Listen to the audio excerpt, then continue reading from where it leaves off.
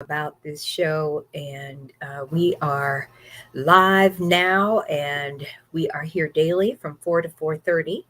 We're excited that you're here with us, and we hope to bring you good information that you can use, right? News that you can use. And our first guest is Dr. Dan Morham, and he brings a unique perspective. Physician, state legislator, academic, author, consultant, and as an emergency medicine physician, he's been on the front lines for over 40 years, including 13 years as chair of the emergency medicine at Franklin Square Hospital. After his election to the Maryland General Assembly in 94, he joined the ER team at Baltimore Sinai Hospital, where he continues on staff. Other clinical experiences include volunteering for 3 years and board member of a Baltimore homeless clinic, the Navajo Indian Reservation, Saudi Arabia, and Kuwait after Gulf War One. Dan served in the Maryland House of Delegates for 24 years, enacting 139 bills on a broad range of topics with a focus on healthcare, environment, public safety, procurement reform. He's been and continues to be on numerous boards and committees, including currently on the Baltimore County Behavioral Health Advisory Council, which he chaired for 3 years. His work continues as medical director for ambulance companies and as a clinical consultant for two health IT companies. He's on the faculty at Johns Hopkins Bloomberg School of Public Health for 16 years. He taught public policy, and his research on advanced care planning led to numerous articles and two books, the first in 2011, the second in 2020. Preparing for a Better End, both from Hopkins Press, and the books have earned endorsements from a diverse group of distinguished people, including Maya Angelou, U.S. Senators Ben Cardin and Chris Van Hollen, Dr. Lena Wen, Tara Brock, and others from the medical, academic, faith, and business community. Hello, Doc. How you doing? I haven't seen you forever. Yeah, Marcia, good to see you. And is Donnie Glover on this too? My old buddy for many, many years. So I great to be know with you all. he was here. I don't know where he went, but he's in and out.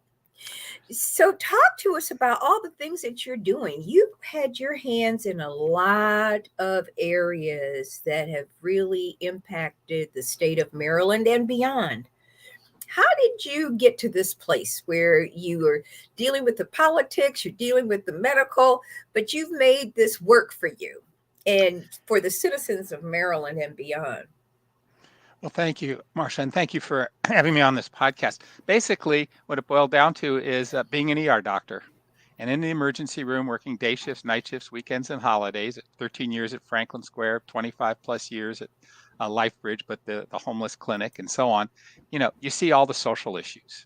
And so I never thought about becoming a politician. That wasn't on my to-do list. I was never driven that way. But I thought, one night about 2 in the morning, I was sewing a large laceration from a fight, and I started talking I always talk all my patients, tell me about how this all happened and tell me about your life, and it's just a way to connect.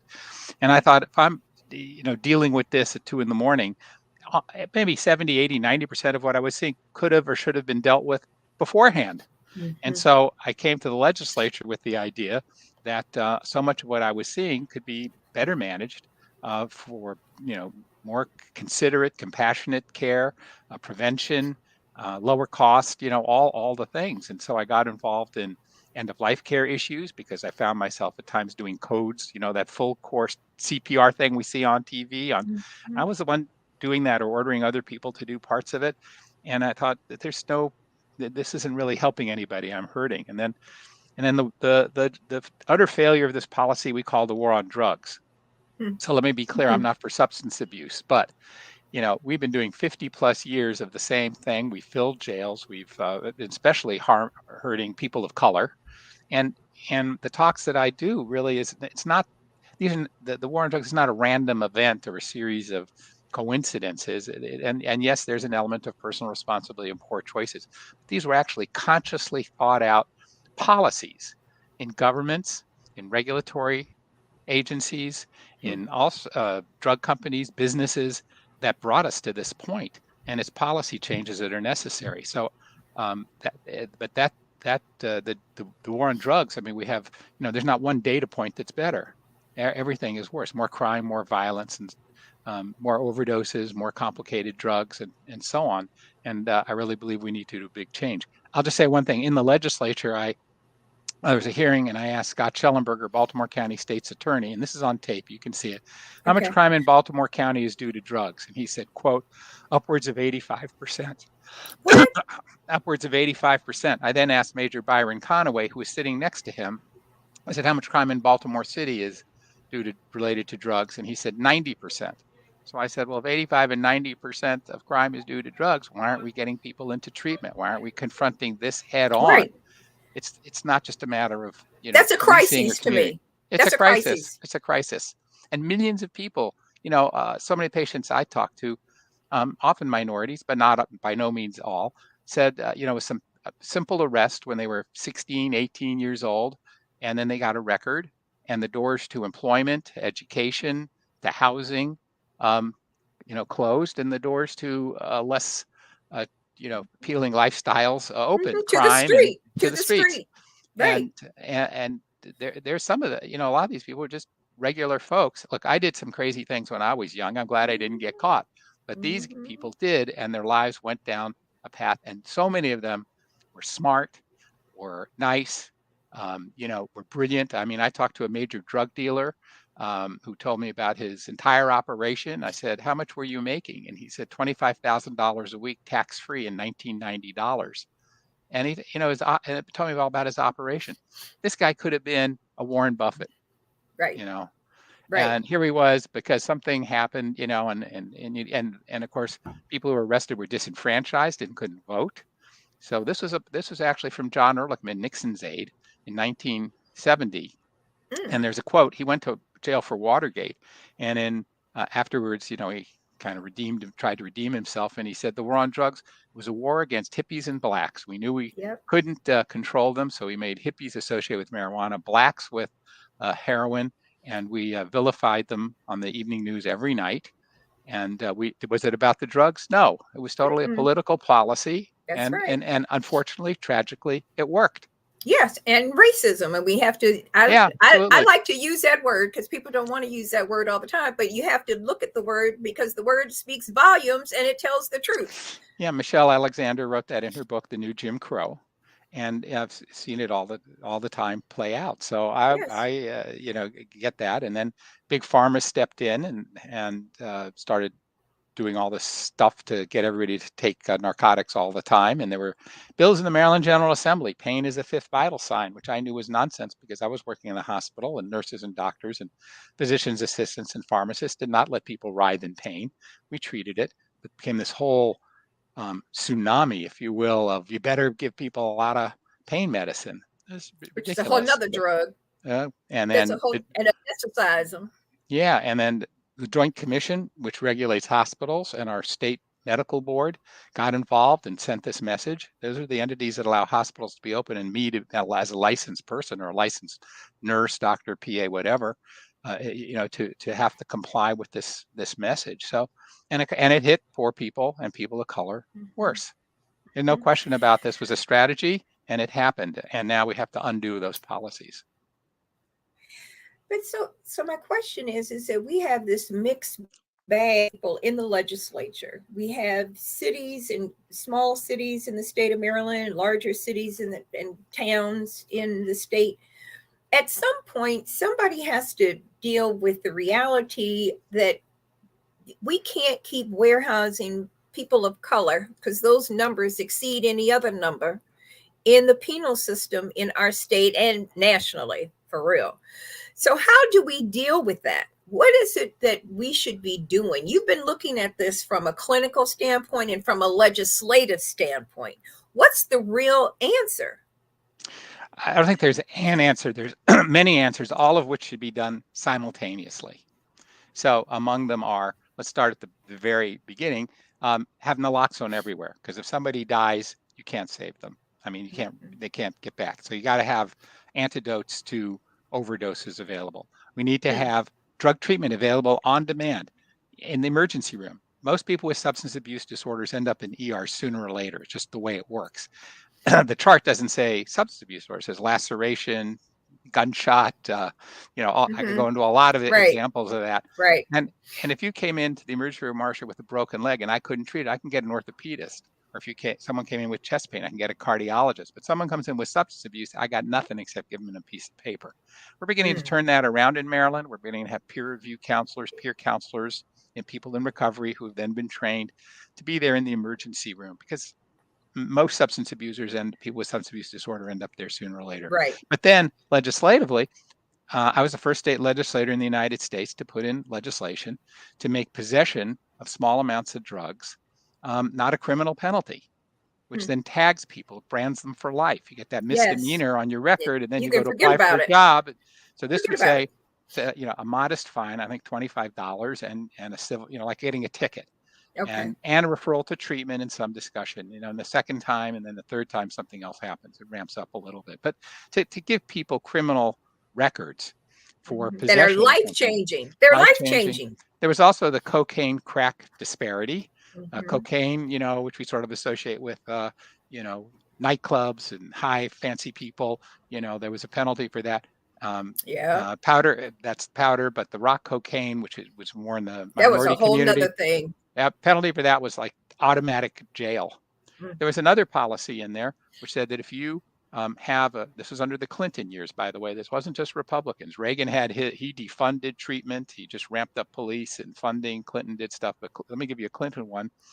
He said if you have a drug conviction, you're not allowed in public housing. And what that meant is if you were trying to re-enter and you came back, let's say I came back to my family, the whole family would have to leave public housing. Yeah, where would they go? You wonder where homelessness started to come from, and when people become homeless and they don't have an address, all these things. All of that. It just compounds each other. You wanted people to go back to their families and hopefully, get a recovery support in there. But this said the whole not just the person, but the whole family has to move out. Second here, I gotta plug in my computer, a little power. Okay. Hey, Donnie Glover. There's Donnie. Something called treatment entry sites is another idea. Treatment on demand, but the treatment entry sites are where people with substance abuse disorders can go and safely use their drugs. Now, I'm not for people using drugs, but they do. And instead of shooting up under a bridge or in a McDonald's bathroom, there's a rescuer present, but then they get connected to treatment options. And I like to stay away from treatment dogma. For some people, buprenorphine is a good treatment. For some people, methadone. For some people, abstinence and faith-based. Different things work for different people, and you need to have the person with the disorder, and they may have insurance, they may have employable skills, they may not, they may have a family, they may not. All those things need to be factored into what kind of program works for an individual. But wouldn't people, can you hold that right there?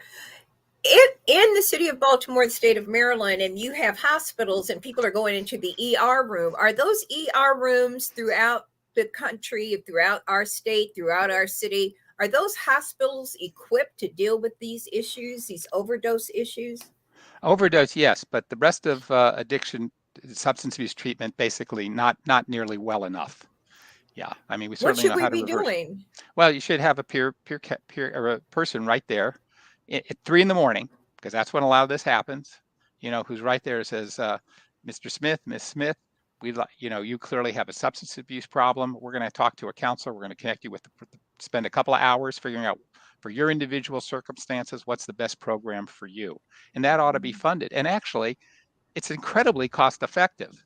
I mean, there's studies. So for every dollar you invest in drug treatment, you save $7 to $10 in societal costs.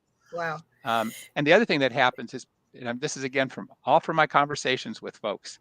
Okay. They tell you two more anecdotes. One is they say, well, when they start getting in, their goal, my goal, if I was supposed to get my friends Donnie and Marsha to buy from me, that's how I make the marginal difference. So every time you get somebody into treatment, even if they're in treatment for 6 months or a year or 2 years in relapse, think of it like at least for that period of time, they're not trying to get $50 a day. We have about 30,000 daily users in the greater Baltimore area. I don't mean just the city, I mean the greater area. At an average cost of $50 a day times 365 days a year, it's about $550 million That's just to buy the drugs. That's What? just drug transactions. Just do the math. You can plug in your own numbers. And that's just in the Baltimore metro area. Maryland's probably $1 billion. And where does that money go? Ends up in the hands of overseas drug cartels and the Far East with terrorist organizations. So we've So had how? this policy that's destroying ourselves from the inside, Right. sending tons of money to those who would terrorize us from the outside. No sense. But how do we abate this situation? Well, I think it's all the conversations that we're having now, and everybody start rethinking this. Look, I don't think anybody's, for people have been using substances as long as we've had substances in consciousness, which is thousands of years, but most Right. cultures have guardrails around that. And there's nothing wrong with wanting to change your mood as long as there's a way to do it responsibly. And it doesn't have to be with substances. But you can, listen to music. You can listen to Marsha Jew's podcast and Donnie Glover's radio shows. And, there are all kinds of ways to make yourself interested in other things, be with family, kids. But, we've got a serious problem here that's out of control.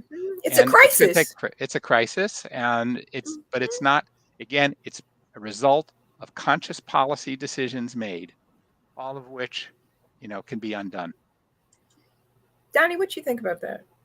So good.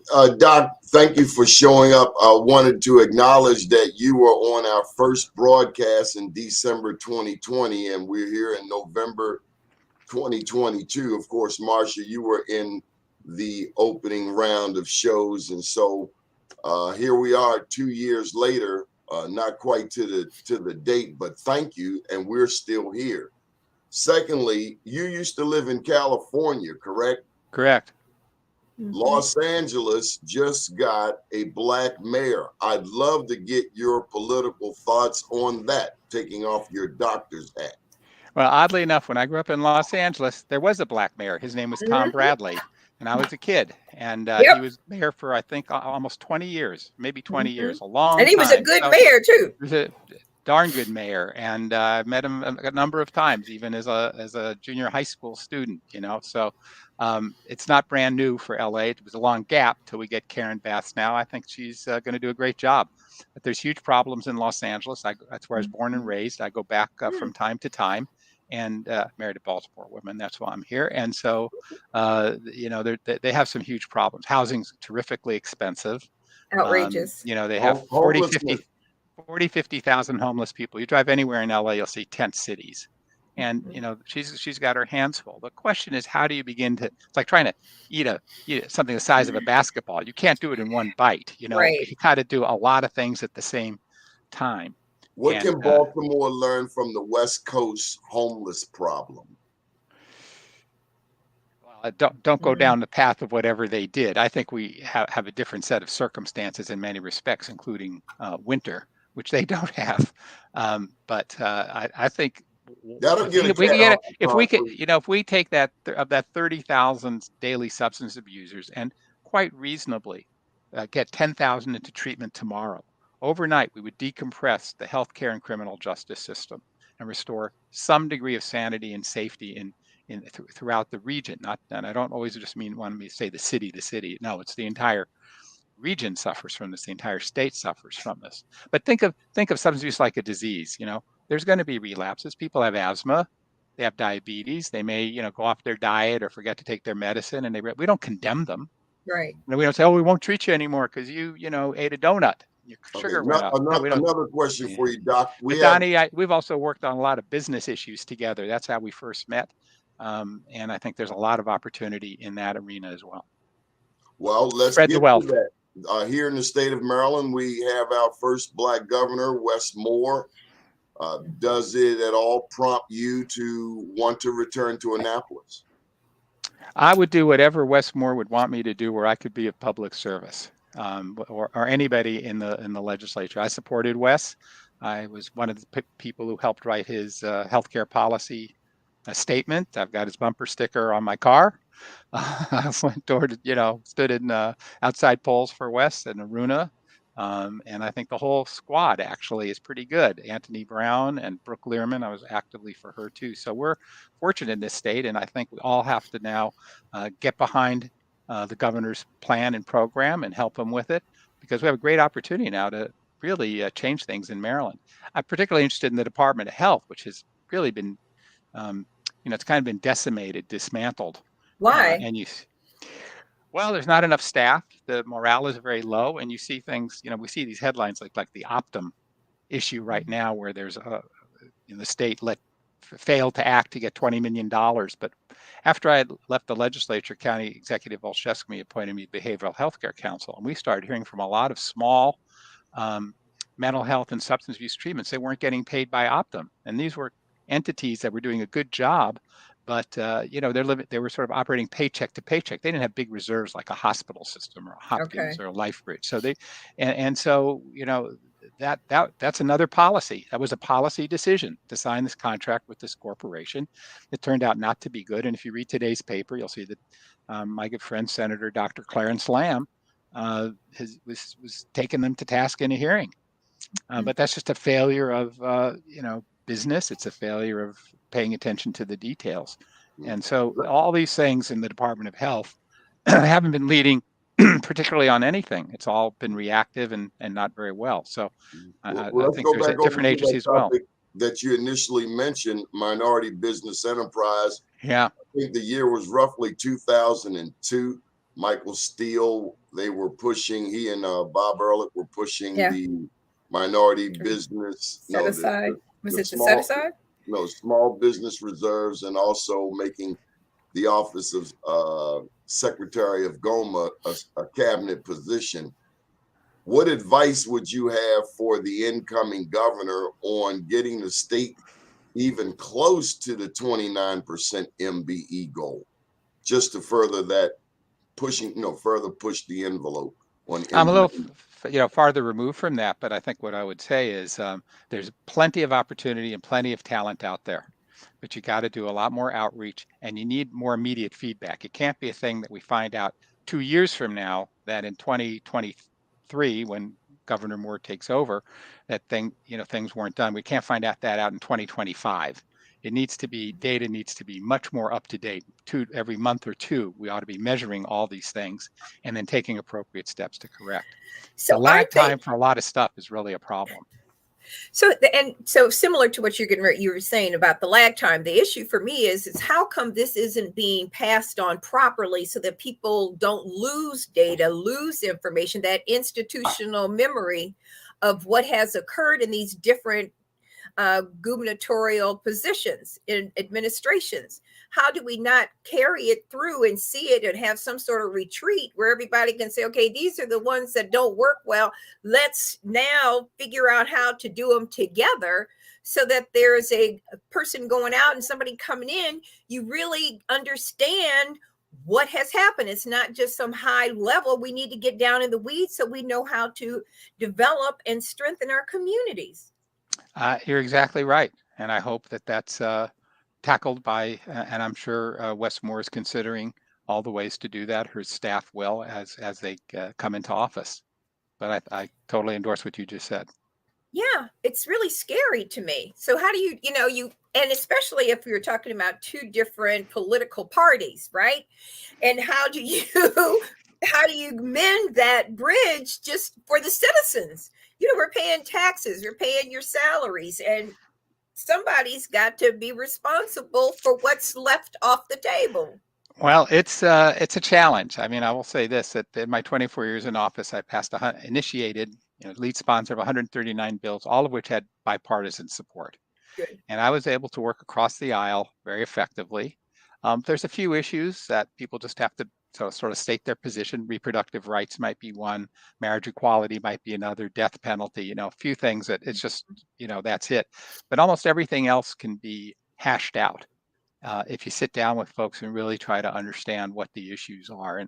And when I was chair of the subcommittee, when I met Donnie Glover that dealt with minority business, a lot of it was an education for me.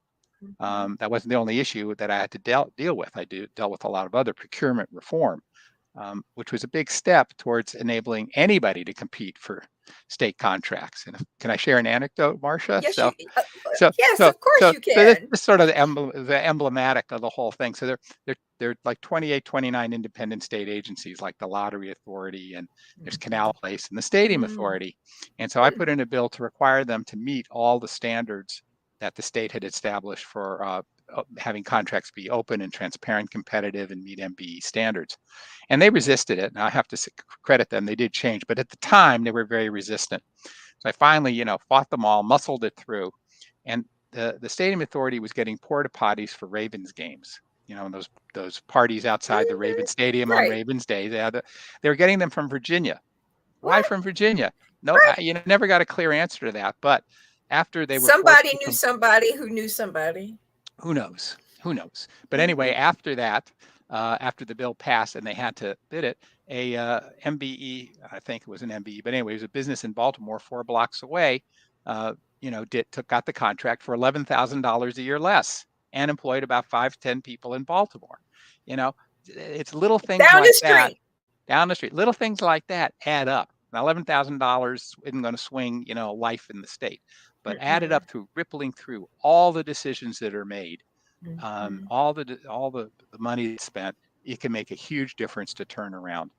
And Doc, we only have you for a couple more minutes, but I got to ask you, there's a Baltimore County executive race that will be kicking off shortly. People are looking at Izzy Patoka. If people are looking at Julian Jones, we'd love to get your play-by-play on Oh, there he goes. Oh, putting me right on the spot. Listen, let's let this election settle down, get some work done, and we'll see what happens. There he goes. Johnny O's in for 4 years. Let's give him a chance. I know what dominoes you think are going to topple, but I've been around long enough not to start counting those things or making presumptions. But people are looking at that U.S. Senate seat.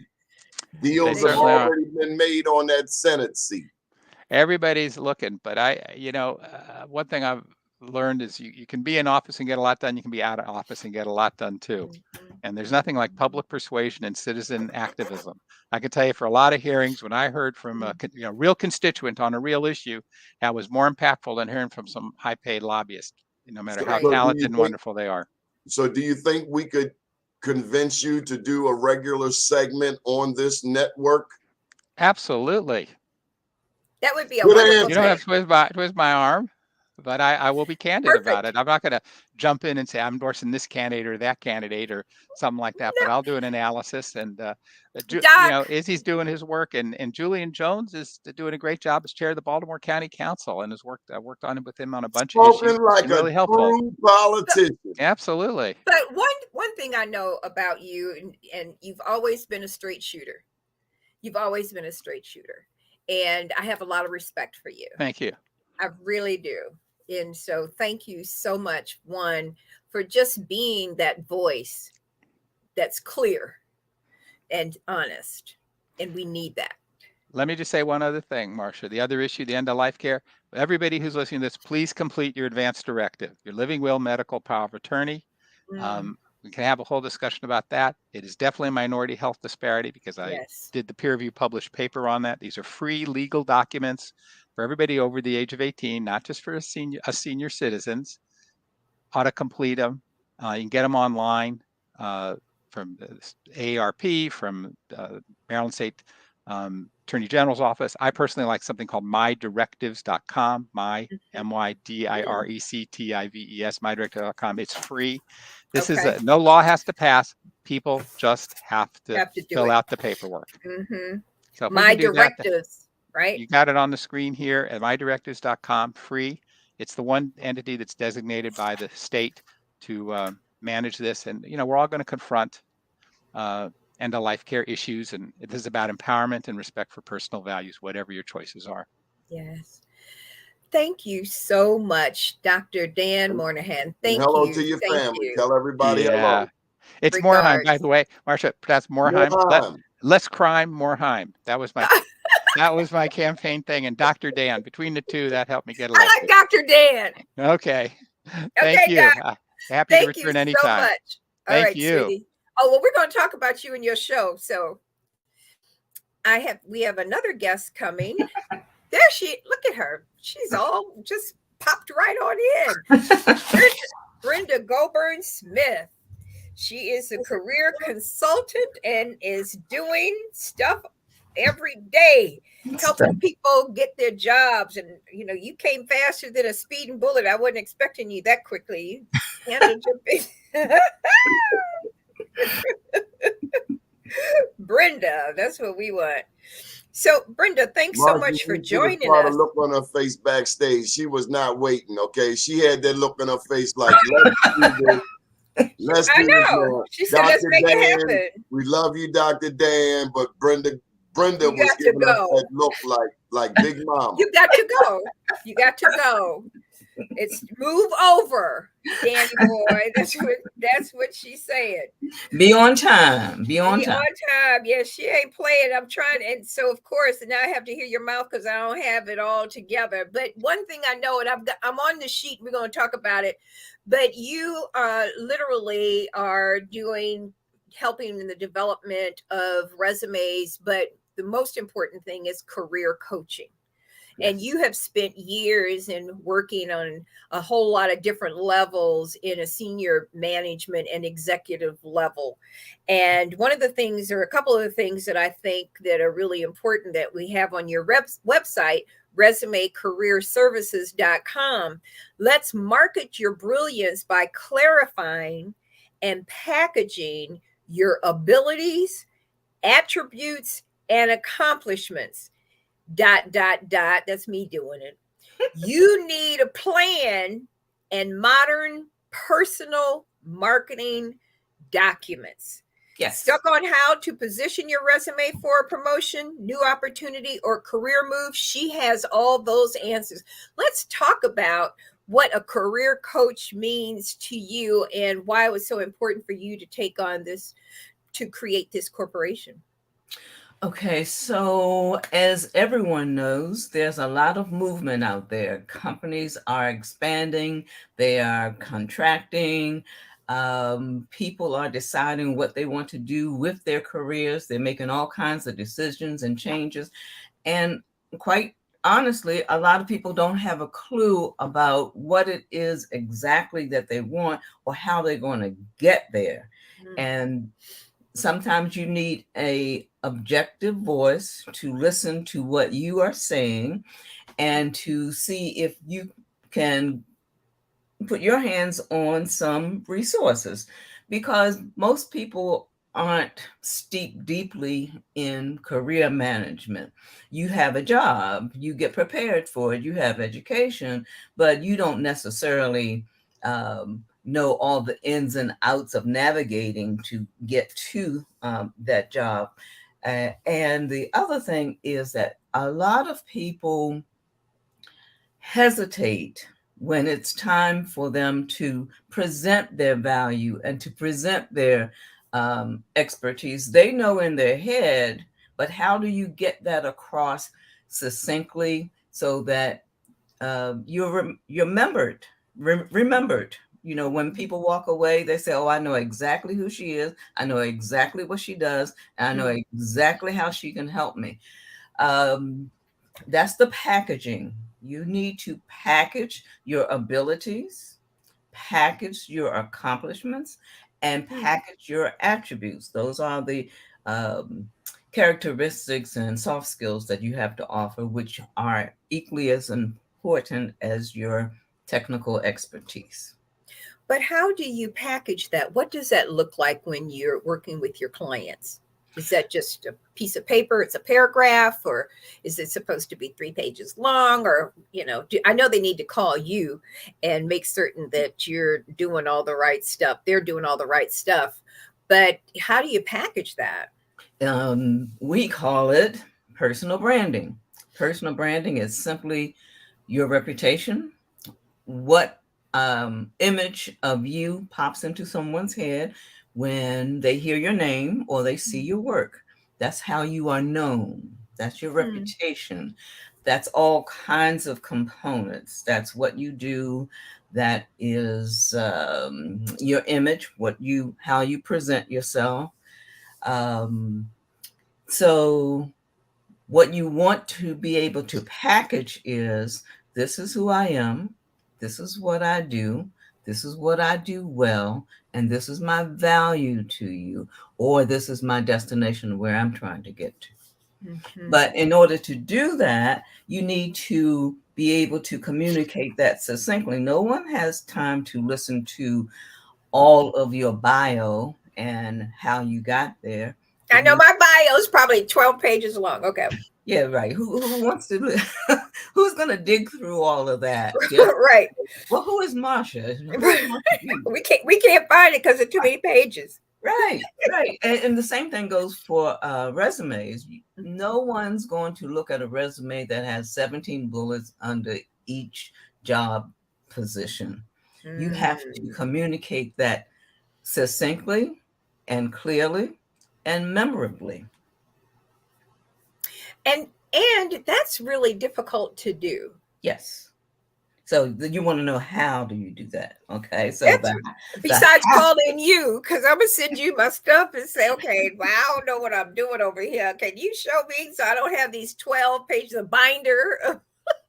Well, see, the how you get to it basically through stepping back first, and you do some introspection about who you are. What's important to you? What kind of environment would you thrive in? What kind of task or work preferences work for you?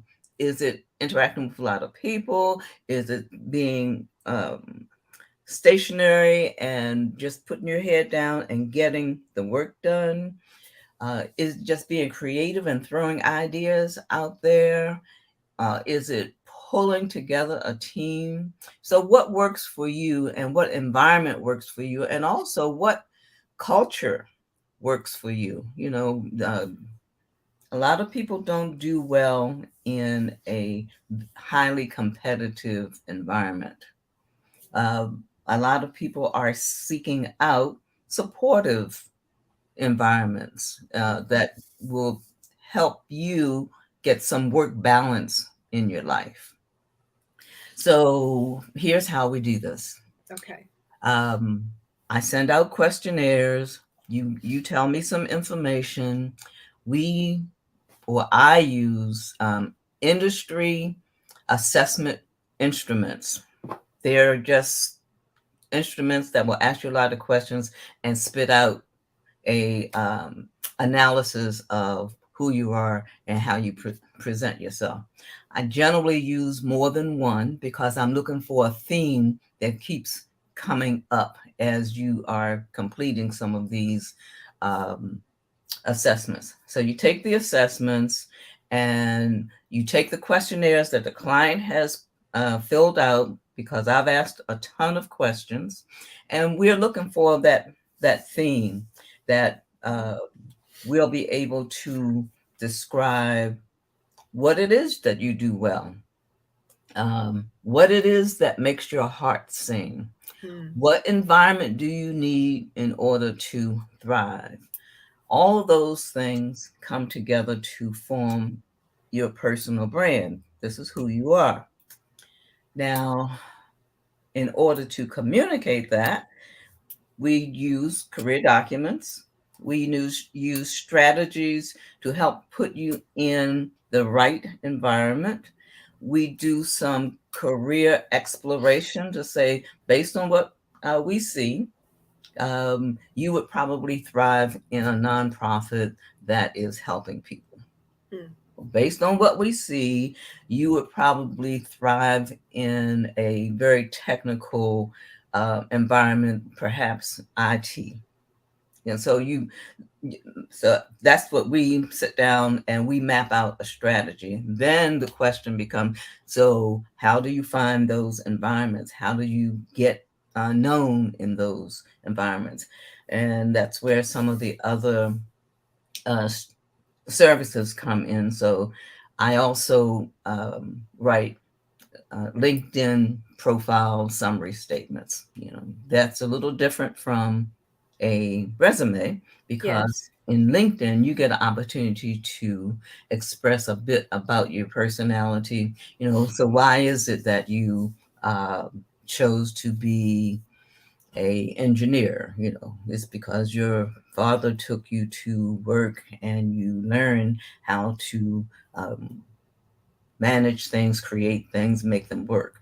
So it becomes very interesting. The other part or the other benefit to personal branding is very helpful when you get to interview level and you get asked a question. So tell me about yourself.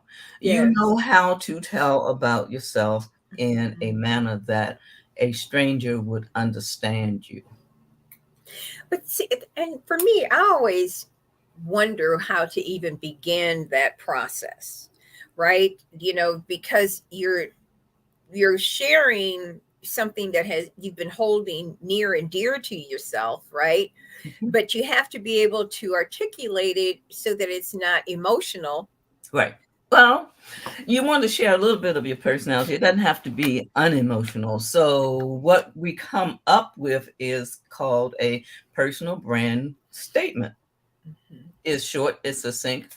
For instance, mine says, and let's say that I'm in a networking situation and someone um, asks, they don't know me. So, Okay. tell me about yourself. Mhm. Is really that the question is generally, so what do you do? Mhm. Yes. Right. So what you want to do is you want to intrigue them and get their attention first. You don't just come up and say, oh, my name is Brenda Goburn Smith. That went over their head. They don't remember that. But if I say to you, I'm a sculptor, although I don't work in marble or clay, I create strategies and career documents. I tease away unimportant information so that I help people to communicate their value and expertise. And then I'll say, I'm a career coach, I'm a professional resume writer. You understand a bit about what I do and how it could benefit someone. And then all this is just to open up a conversation to help people to remember you Mhm. and to understand you. Then I might go on to say, I accompany my clients on a journey as they explore career options. So when you walk away, you go, oh, I know Brenda Goburn Smith. I know what she does. Mhm. Mhm. But it's succinct though. Yes. So, and I end up with, this long, drawn out, back in Yeah. 1802, I was doing Yeah. this and so on. And, and to try to narrow this down and all the different, you have a whole bunch of jobs. Are you supposed to just not put the jobs into the resume?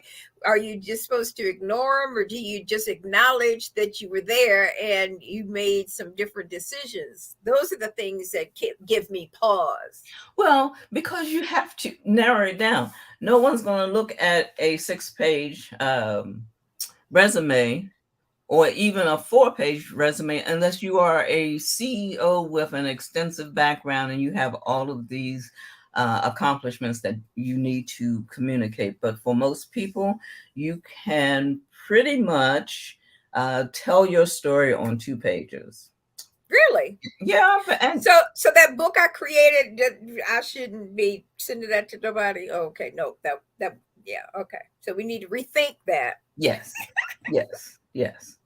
And that's what resume writers do. We're taught to write tight. So Mhm. just a 2 lines has to communicate a lot of information.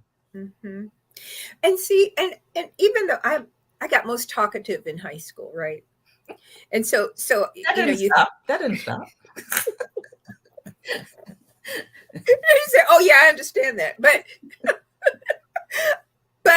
in all of those words being talkative, less is more, Yes. right? Yeah.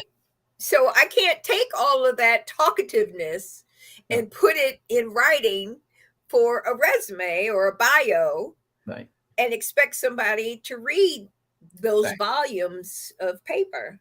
Exactly. Um, I, when I start talking about resumes, I mean, I can go on and on, but you just made a very good point about not putting all that you ever have done in life in a resume. Resumes are designed, its sole job is to get you to the interview. Now, once you get into the interview, you can pour out and explain and tell stories until the cows come home. But the resume has to present you and present your value and present your expertise. Let me see how I can best explain that. Okay, so the top 1/3 of your resume has to tell your story and intrigue people. The rest of the resume is just evidence that you can deliver what you say you can deliver at that top 1/3. And you have to consider who's looking at that resume. It is a hiring manager or a recruiter who has a stack of resumes. So they only give you 6 to 9 seconds. If you can't capture them in 6 to 9 seconds so that they will read more and read below that 1/3, then they're never going to get to page 2. Okay, so I need to say something that excites them at the beginning, or right, and in fewer words. Absolutely. That is why the resume will generally have your contact information. It's going to be your name. Then it's going to have your contact information. That's going to say you can reach me on this email and you can reach me on this phone. And please don't put your address on your resume. They're not going to send you a letter. It's just too much information at this point in the relationship. Then you're going to have that. Remember, I said that personal branding statement that describes this is who I am, this is what I do, this is my value to you, this is what I do well. It'll be short and succinct. It could be just a one line that captures the essence of who you are. And then you're going to have opportunity to put a career profile summary statement.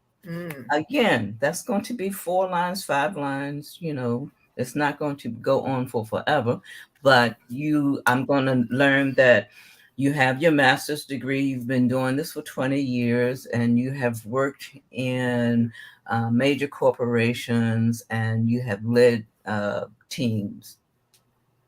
So I'm going to know all of that very quickly. Then I'm going to find out, because it's going to be quite likely just some bullets. Your core competencies. These are the expertise that I bring to you, and it's focused on in these particular areas. If you have something that you want to share that is a highlight in your career, then you can put in career highlights. But all of that's in the top 1/3, and then I know who I'm talking to, and then I'll know whether or not I need to read further. Because I'm after that second line, I'm out, because it may not I'm not captured, right? Right. Exactly. And if I glance down and see 17 bullets, you can't dig through 17 bullets. Your resume has to tell a compelling career story. How did you get there?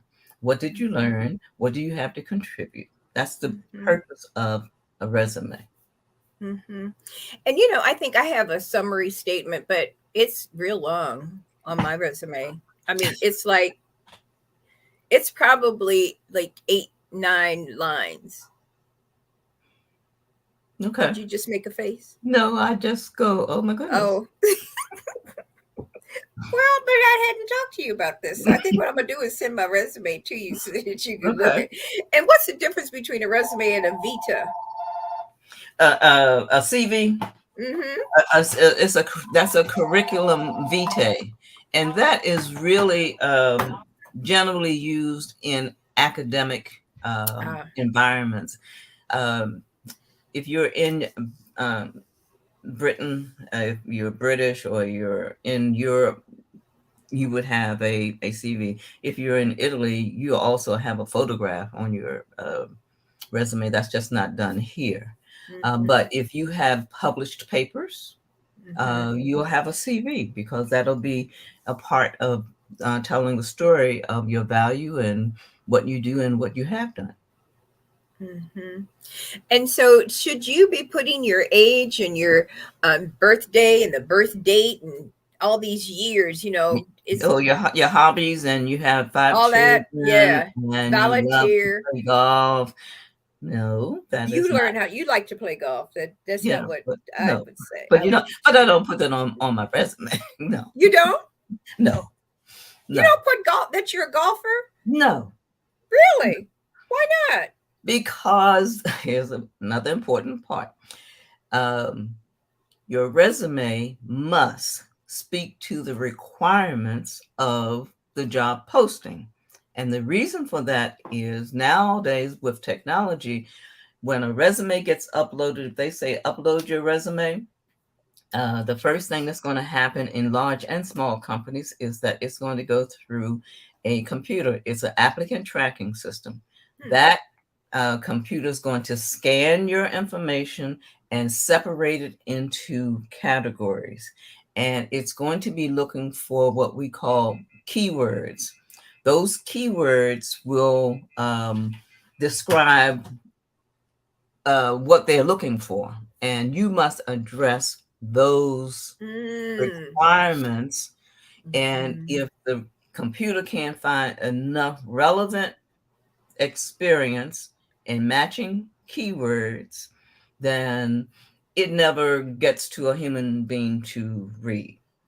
That's really deep, because what it's really saying is in these keywords, they must be in your resume. Yes.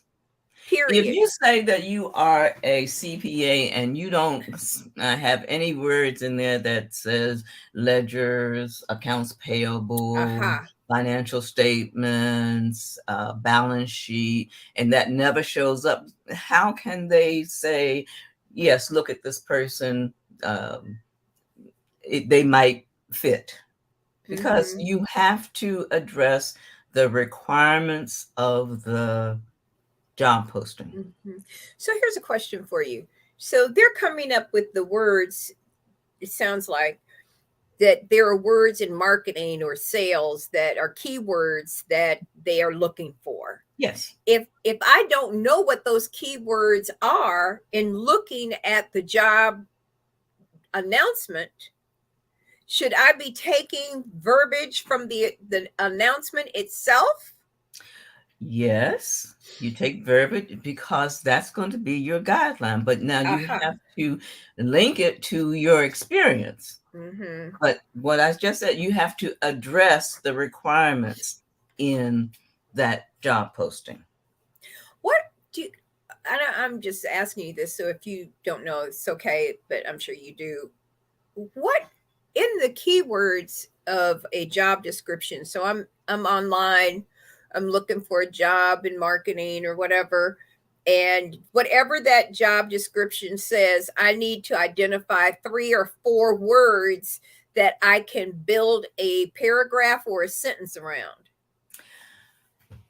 It happens organically and naturally. You don't have to struggle to do that, because you would be the one who is applying for a customer service position or management position. So that's already in your experience.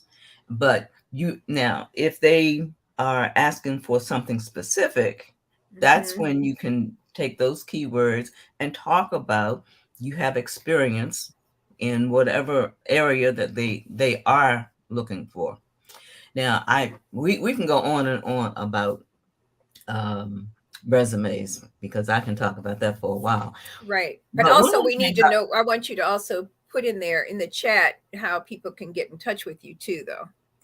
I can do it here. Go ahead. Okay.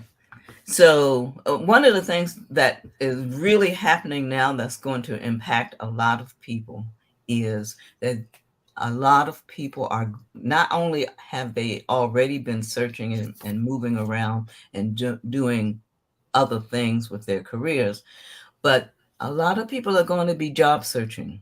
One, it's a new year, so people kind of step back and think about what they might want to do differently for the next year. But the other thing is that, let's see, one major finance company just announced that they are going to lay off 2% of their workforce Facebook just said they are going to lay off 11,000 Wow. people. Amazon is getting ready to lay off thousands of people. Why? Well, here's what happens in the economy. Things change, and that's why you always have to keep your resume up to date, because those changes come about and they may not have anything to do with any effort on your part. Companies are struggling to remain relevant. They are trying to remain profitable so that they continue to exist. So they have to make decisions, and sometimes those decisions impact the workforce. Now, the other thing about, okay, great. You just put up there a link that will take you to my blog. The blog has a lot of information about job searching, insider tips. You can go there and find a lot of information that will be very helpful if you are job searching. And you may be job searching for no fault of your own. It doesn't matter how you got there. You just need to do a couple of things. One, you need to have a plan. It's critical. You can't just chase shiny objects and look at a job posting and say, "Oh, that's exactly where I want to go. What I can do." You have to step back and look at a number of things. You want to look at the job title, the environment, the duties and responsibilities, the location. If you got you see the perfect job, but yet it's an hour and a half commute one way, you have to take that into consideration. You want to take into consideration the compensation, Right. how much, and it's not just compensation is not just dollars and cents. It is also vacation, it's bonuses, it's sick time, it's whether or not they have a 401k. It's a lot that you have to take into consideration, no matter what the job is, whether or not it's a management job or a entry-level position. Last thing you want to do is to get a job and then say, well, I can't live on this. Then you start the process all over again. That's why you need to have a plan and some criteria for yourself if you are going to be job searching. And I tell people all the time, don't just say I'm job searching. You have to set up a project plan in order to get that done. Don't just sit on the couch or at the kitchen table. There's too much going on around Right. you. You concentrate. That project management plan, you need to know who you talk to, what the company was, contact information, what happened in that conversation, when do you need to follow up, and set up a broad project plan with milestones. Every day I'm going to reach out to 3 people that I don't know. I'm going to reach out to 3 people I do know. I'm going to search and find companies. I'm going to go on company website. That's another thing. You have Monster, Indeed, a lot of job boards out there. Yes. Once you find the industry that you're interested in, start going to the company websites, because those company websites will likely have a tab that will say careers, and that's where they will list their openings.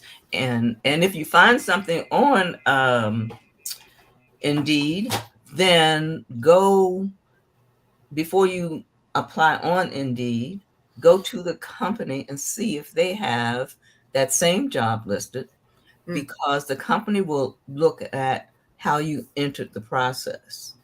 And they That's will interesting. pay more attention if you came through their portal or their website than if you went through an amalgamated job board. That Now, makes sense. and I know I'm running out of time, but the last Yes, thing you're out of town, but I'm go out of ahead. time. But what's new? Go ahead. You're right. No, I was just going to say that just because you are looking for a job and the job board, you can go to them. That just can't be your only strategy. Right. Now, what you want to do is look for what we call niche job boards, because there are job boards out there that if you're in finance, all the jobs on there are in finance. If you're in marketing, all the jobs are in marketing. That's what we call a rich opportunity environment. So you want to go there if that's what you're searching for. And thank you so much for the blog post.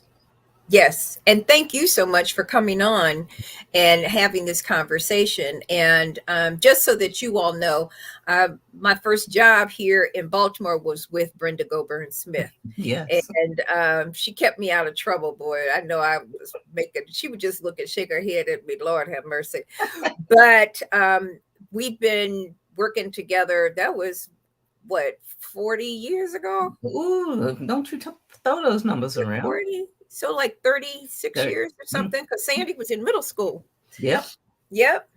And grown now. So, that's a long time that this friendship has happened. But also I have a lot of respect and trust in Brenda Goburn Smith. And if you're looking for a job, if you want career counseling, I highly personally recommend this woman and her business, because she is straight up, no chaser. And don't go in there if you don't want to hear the truth, because and that is you can send me an email at that address. Success.